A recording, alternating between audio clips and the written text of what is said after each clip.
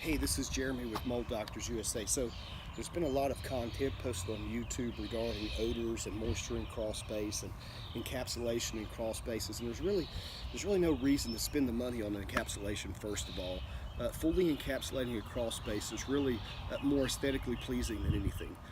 Now, as far as the mold odor increasing in the living space in the wintertime when you turn your heat on, it's not due to the heat pulling more air in from the crawl space. In the summer months, when it's really warm outside, you're going to have intense temperatures. Number one, you're going to have intense heat in that attic, and as that hot air moves through that attic space, it's going to have more draw on the living space, more draw on the crawl space, and more draw on a basement if you have a basement.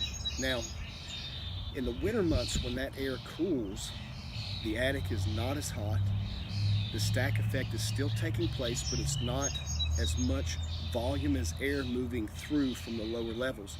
And as the air cools outside, the humidity inside the crawl space will decrease. Now that's a perfect time to use the outside air to dry out the crawl space. And if you have mold present, that mold is going to become dormant, because as with any bacteria, you've got to have a food source, you've got to have a pathogen, and you've got to have the right ambient conditions.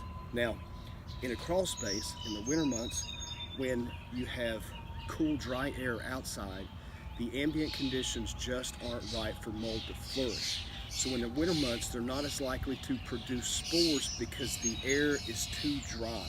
So that mold will become dormant. Now, as it starts to warm up and you introduce more humidity in the spring and summer, those molds will start producing more spores, and that will produce more odor of mold in the living space than turning the heat on in the wintertime. I completely disagree with the fact that if you turn the heat on in the wintertime, you get a smell of mold because it's pulling this odor up from the crawl space. That's just not true. So keep that in mind.